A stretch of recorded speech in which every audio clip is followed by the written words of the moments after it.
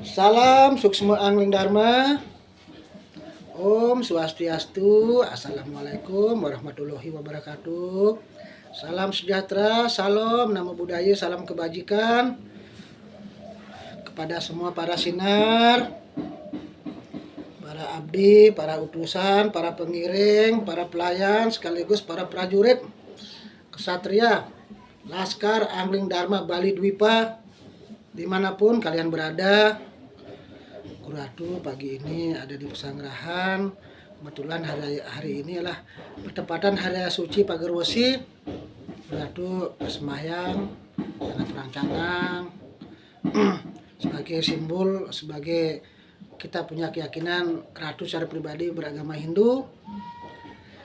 Pagi ini tetap Guru Ratu menyampaikan sesuatu kepada para sinar, khususnya semoga berdoa Guru Ratu, semoga kalian sehat selalu, sehat batin lahirnya, dilancarkan rezekinya, dan diberikan kemudahan dalam segala hal. Yang lagi sakit, siapapun mungkin hari ini lagi sakit, ya para sinar, warganya maupun siapapun, semoga kalian tetap tabah menjalani itu semua. Itu bentuk adalah kasih sayang Tuhan agar kita disuruh istirahat, agar kita bisa lebih menghargai arti kesehatan, agar kita lebih bisa semakin dekat sama Tuhan, agar kita bisa introspeksi dalam segala hal, ya berobat secara spiritual dulu, ya, dan juga secara lahir boleh ke dokter, ke tukang pijat, minum obat, minum jamu dan lain-lain. Kenapa Guru Ratu bilang secara spiritual dulu? Karena bagaimanapun dunia ini dibentuk lewat spiritual, tidak ada langsung ada alam semesta, pasti melalui proses. Ya, proses itu tentunya kita berkeyakinan, pasti itu proses. Seperti kita manusia, kita ini proses dibentuknya oleh Tuhan itu kan melalui proses dalam lantaran kedua orang tua kita, mereka bertemu, ada benih langsung ya, setelah ada benih dikasih roh, setelah ada roh lengkap dikasih fisik, kita lahir ke dunia ini. Jadi intinya kita harus percaya di dalam jiwa kita, di dalaman kita ada penghuninya. Ada penghuni yang maha utama yang memberikan kasih sayang kita tanpa batas. Tanpa batas, kenapa tanpa batas? Karena beliau tidak tanpa pamrih, tidak pernah minta perhitungan. Beliau tidak pernah mengatakan saya tidak ngasih kamu, jangan. Apapun yang kita lakukan di dunia ini kan selalu direstui oleh beliau. Tapi di balik itu ingat, kita kan ada hukum pengadilan.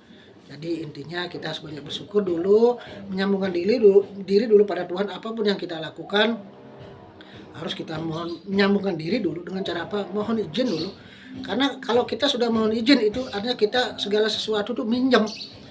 Namanya segala sesuatu minjem, setelah kita balikan kan terima kasih. Seperti kita minjem sesuatu sama orang, minjem pena, pulpen, pinjam dong pulpennya, kita minta izin. Setelah kita selesai atur susma, atur terima kasih. Sama apa yang kita lakukan pada beliau, karena beliau sudah memberikan napas, memberikan rezeki yang luar biasa buat hidup kita. Itu harus disadari dulu. Kalau hukum kebenaran Tuhan yang paling mendasar itu kita tidak jalankan, tidak kita kenali, kita tidak sadari, apalagi kita sudah kenal, kita sadar, kita lalaikan, wah sulit namanya menemukan kesempurnaan hidup dalam segala hal, baik itu ketenangan, kebahagiaan, kedamaian, rezeki, ya sungsut mana, sungsut kayun, maksudnya derita batin, derita lahir, kita di situ tidak akan pernah merasakan suatu ya hal yang mungkin padahal sudah positif, tapi kita akan selalu berpikir negatif. Intinya kita dalam hidup banyak bersyukur, apapun yang negatif sekalipun kita harus berpositif. Karena tidak ada sesuatu yang diciptakan di dunia ini oleh Tuhan negatif, semuanya baik buat manusia.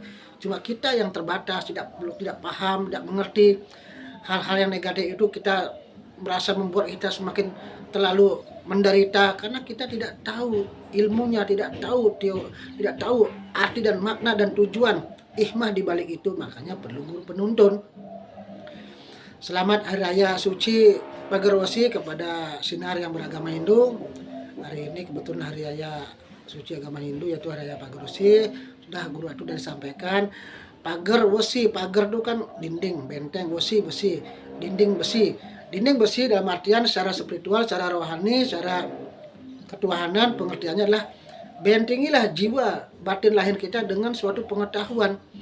Kalau pengetahuan kita sudah bagus, sudah baik dan benar, otomatis iman kita bagus. Seberat apapun ujian cobaan datang dari luar, apalagi dari dalam itu yang paling berat. Tapi kalau dari dalam sudah kuat, kita akan kuat. Tidak mungkin ujian cobaan seberat apapun datang, tapi itu semua kan Tuhan yang berkehendak. Kita akan diberikan kekuatan iman.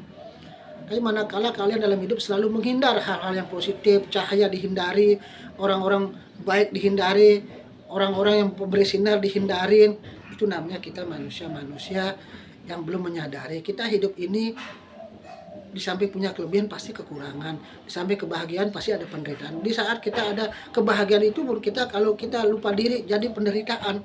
Apalagi memang benar-benar penderitaan yang diberikan, kita akan semakin menderita.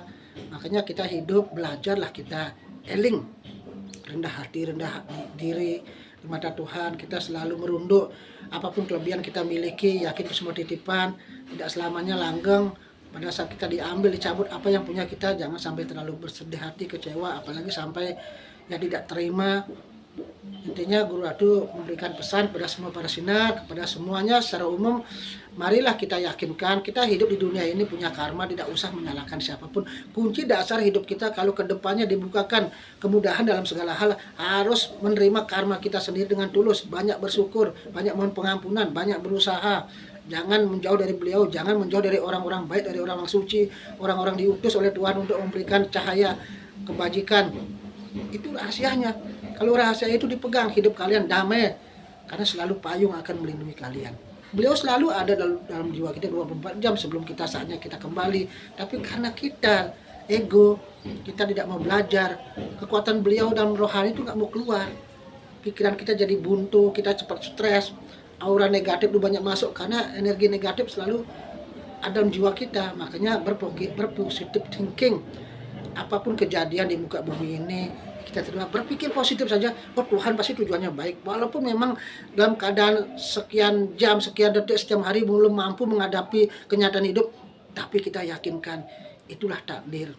Kita kuasa apa kita menolak takdir kecuali kita berserah diri. Cara berserah diri, semakin dekatkan diri pada Tuhan dengan banyak berdoa, bersembahyang, beribadah, banyak berbuat kebaikan, banyak bersyukur, mohon pengampunan, banyak berusaha, dekati orang-orang baik, hindari orang-orang adharma. Jika punya salah, banyak mohon pengampunan. Kan begitu caranya. Jangan menghindari, jangan pergi dari hal-hal yang positif. Itu namanya ego. Pada saat kalian jatuh lagi, sulit untuk lagi kalian berangkat. Itu aja pesan dari Guru Ratu. Tetap semangat semuanya. Hidup jaya, merdeka, rahayu.